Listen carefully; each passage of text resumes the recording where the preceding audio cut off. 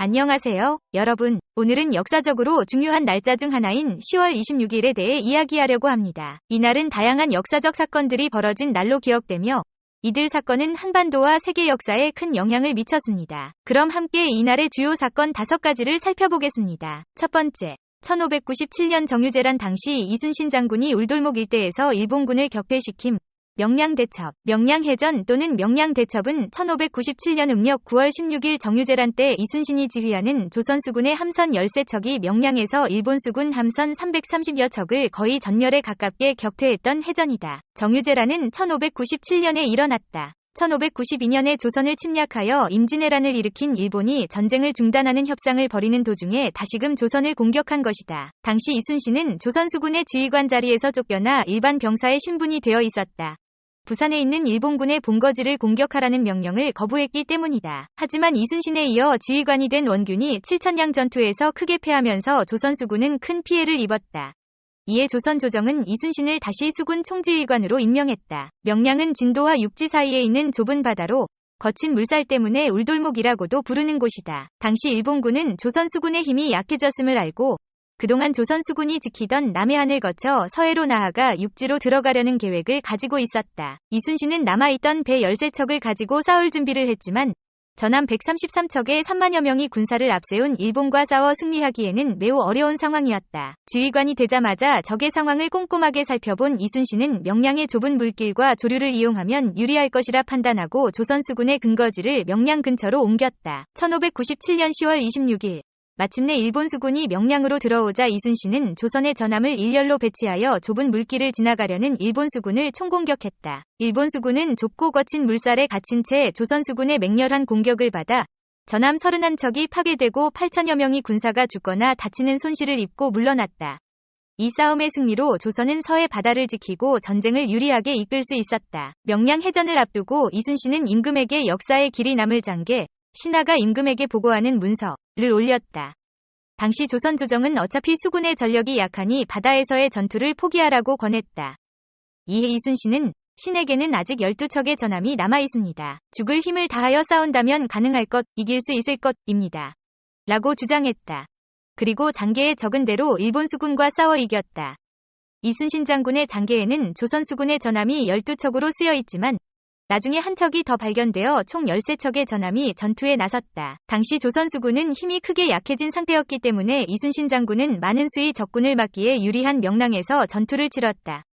실제로 일본의 수군은 거친 물살과 조선 수군의 총공격에 곤란을 겪다 결국 물러나고 말았다. 두 번째, 1909년 독립운동가 안중근이 하얼빈역에서 이토 히로부미를 사살. 이토 히로부미 저격 사건은 1909년 10월 26일 안중근이 하얼빈역에서 이토 히로부미를 저격한 사건이다. 사건 배경은 4차례나 일본 제국의 총리를 지낸 정치가 이토 히로부미는 1905년 대한제국과 을사늑약을 체결하는 데에도 크게 역할을 한 장본인이다. 1909년 이에 분노한 만주의 독립운동가 안중근, 우덕순, 조도선, 유동하, 유승열, 김성화, 탁공규는 7인동맹을 맺고 처단을 계획했다. 1909년 10월 26일 오전 9시 15분 일본 제국의 전 총리이자 초대 조선 통감이었던 추미런 의장 이토는 러시아 재무상 블라디미르 코코프초프, 블라디미어 코코프섭과 회담하기 위해 하얼빈역에 도착한 후 약 20분 정도 차내에서 코코프초프와 대화한 후 그의 권유에 따라 명예사령관으로서의 러시아 수비병을 사열하기 위해 열차에서 내렸다. 그가 수행원의 안내를 받으며 이토가 러시아 장교단을 사열하고 환영군중 쪽으로 발길을 옮기는 순간 안중근은 침착하게 걸어가 이토로 추정되는 사람에게 4발을 쐈다.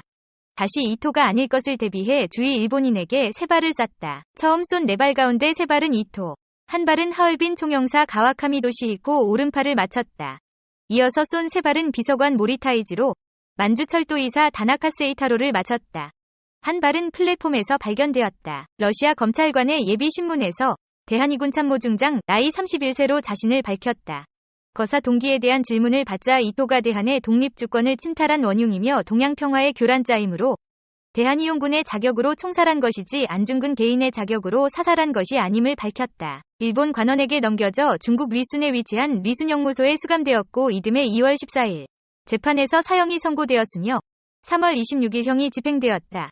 옥중에서 동양평화론을 집필하였으며 서해에도 뛰어나 옥중에서 휘호한 많은 유목이 보물로 지정되었다. 1962년 건국훈장 대한민국장이 추서되었고 1970년 서울특별시 중구 남대문로 5가 471번지의 기념관이 건립되었다. 세 번째, 1920년 청산리 전투에서 대한 독립군이 일본군의 승리. 1920년 10월 21일부터 10월 26일까지 김자진의 북로 군정서와 홍범도의 대한 독립군 등 독립군 연합부대가 두만강 상류에 있는 청산리 일대에서 일본군과 싸워 크게 이긴 전투이다. 크고 작은 전투가 약 일주일에 걸쳐 벌어졌으며 청산리 대첩은 이 전투들을 통틀어 이르는 말이다.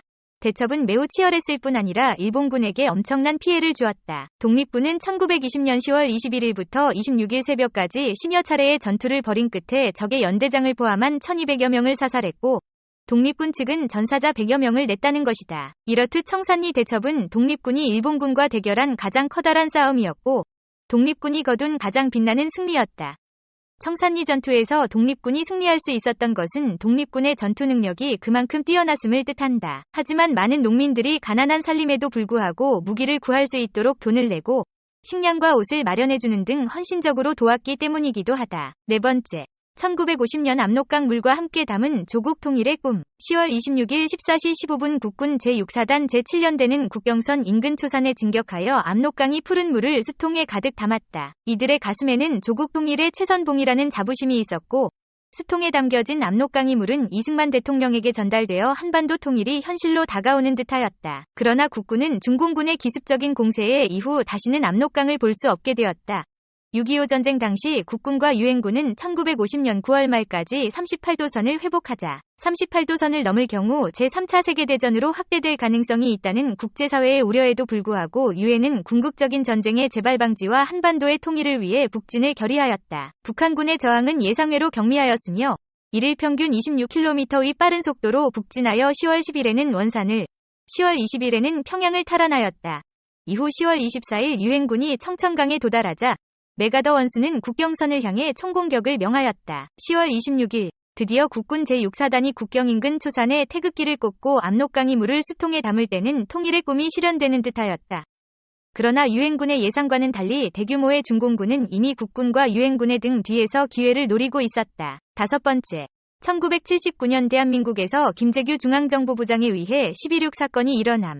이로 인해 박정희 대통령 서거, 한강의 기적을 일궈내고 우리나라를 후진국에서 개발도상국으로 이끈 박정희 대통령, 그 어느 누구도 박정희의 신화는 계속될 것이라고 믿었다. 그러나 1979년 10월 26일 중앙정보부장 김재규가 궁정동 만찬 도중 박정희 대통령과 차지철 경호실장을 권총으로 살해했다. 부산과 마산의 민주화 시위 원인이 중앙정보부의 정보부재 탓이라고 비난받자 김재규는 그 둘을 살해한 것이다. 12.6 사건은 유신체제를 무너뜨린 획기적인 사건이었다.